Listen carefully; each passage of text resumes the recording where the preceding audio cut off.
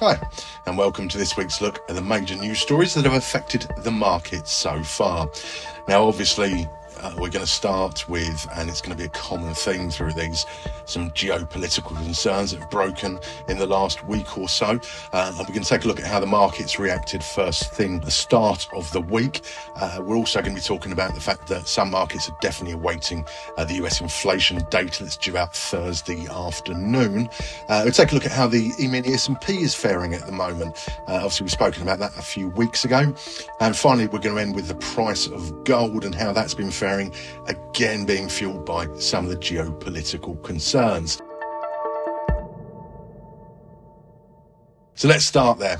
What happened with the markets at the start of the week off the back of the news of the conflict between Israel and Hamas? Well, US stock futures face a downward pressure, pretty much as we would expect, but oil and treasury values surged. Again, no massive surprise. We also had the September US jobs report last week that added to some of the intensity, setting the stage for crucial inflation figures which are due out Thursday afternoon. The yen and the gold were favoured as safe havens towards the start of the week, as you probably would expect. The Israeli shekel plummeted to its lowest level since 2015 against the US dollar.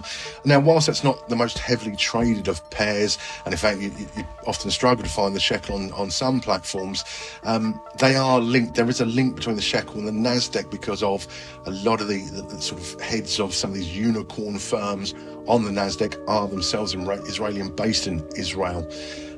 Obviously, there are concerns over the oil supply from Iran. Now, lots of toing and froing in the media about who's involved, who wasn't involved. Now, it's already tight conditions, as we know, in the oil market. I mean, any immediate reduction in supply could well see us up to the $100 per barrel level that we've spoken about before, that some hedge funds are aiming for. And I don't think they were factoring what's happening now, obviously. And in fact, first thing Monday, Brent crude alone gained over $3.14 a barrel. Not such bad news for the yen.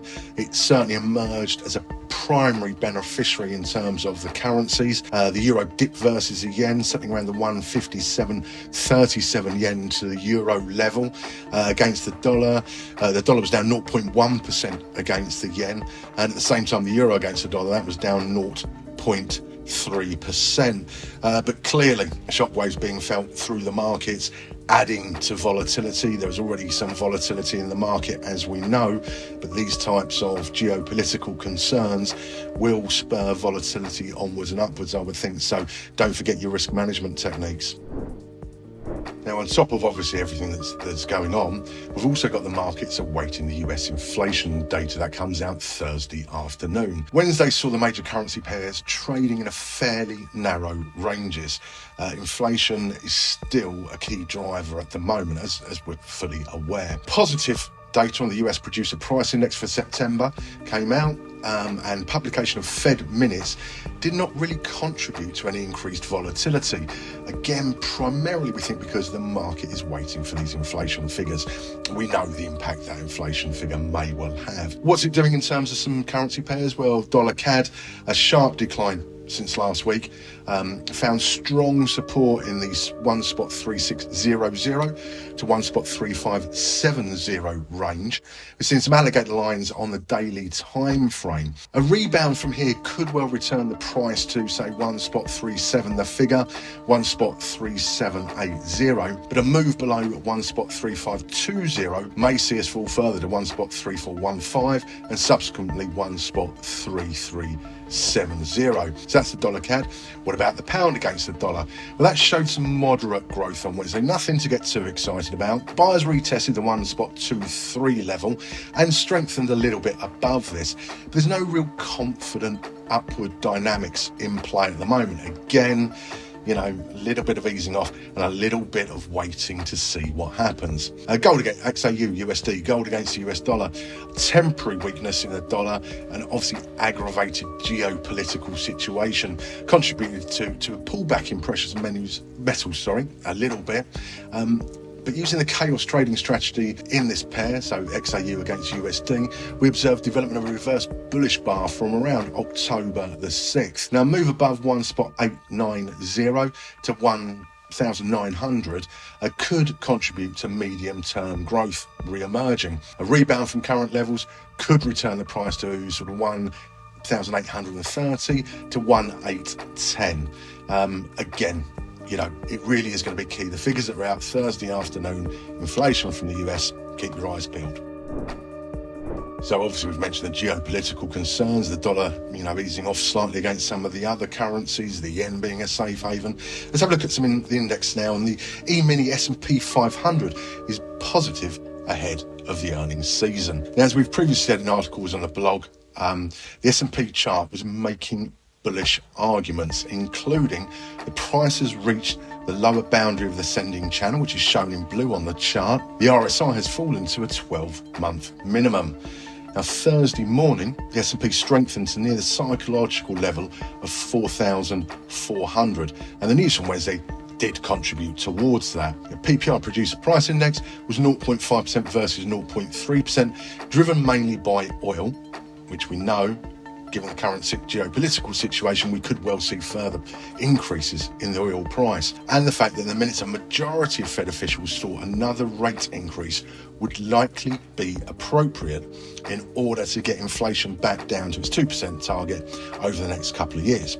However, some said no. So again, we're looking towards inflation figures later on Thursday. Now, as of Thursday morning, the price of the S&P 500 is at the high of the week, which indicates that, according to the consolidated view, the Fed is in control of the fight against inflation in a market that is experiencing positivity ahead of the reporting season. Corporate performance is going to weigh heavily on the S&P, with bullish momentum forming a rebound from the lower boundary of the ascending channel, likely to be hampered by the psychological level of 4,400. That's in the area of a Fibonacci retracement, about 50%, the decline A to B that we can see, and 4,450, as the arrows show, has affected the price more than once since June 2022. Inflation figures are going to have an impact, no doubt about it. And we did mention at the start of the week, this geopolitical situation, Israel versus Hamas, did have a little bit of a weigh down on US stock futures. So these things are in play. But Thursday afternoon, yet again to say it, inflation figures, keep your eyes open. Okay, we're going to finish up with the commodity, and obviously it'd be quite easy to talk about oil and with what's going on, the oil price pushing up further as we mentioned earlier. But we're going to take a look at gold, and the price of gold has risen by more than 5% since last Friday. Clearly, gold is still considered a safe haven, and the price is being driven, no doubt about it at the moment, by the escalation of these geopolitical conflicts. Also in play, we've got the increase in US government debt and rising bond prices, which make a more attractive option for a defensive portfolio with gold in it. Now, according to the Business Insider, global central banks are buying gold in effect to diversify their reserves away from the US dollar with everything that's going on. The price has risen to the upper half of the downward channel. That's been in effect since late spring. And from a technical point of view, a price increase has been facilitated by the lower border of the channel and also the level of 1820, where bulls had control in March and confirmed this in October. So can this rally continue? Well, it may be prevented by, if we put aside, some of the geopolitical side of things, if we look at technicals, it may well be prevented by the desire of buyers to secure profits from such a sharp impulse move. And so it's up 5% since last Friday. A lot of people may view that as an ideal time to take profits. We've also got the level of 1,888, which has been former support, and then the psychological level of 1,900, same reason, been support there. At current levels, it's worth noting there was a sharp decline was recorded on September the 27th of this year. So we've been up here before and it's come back quite quickly. But obviously the drivers are slightly different at the moment. Again, we're going to see a lot of volatility in the markets over the coming weeks. So don't forget your risk management techniques, and we wish you luck with the week ahead. Bye for now.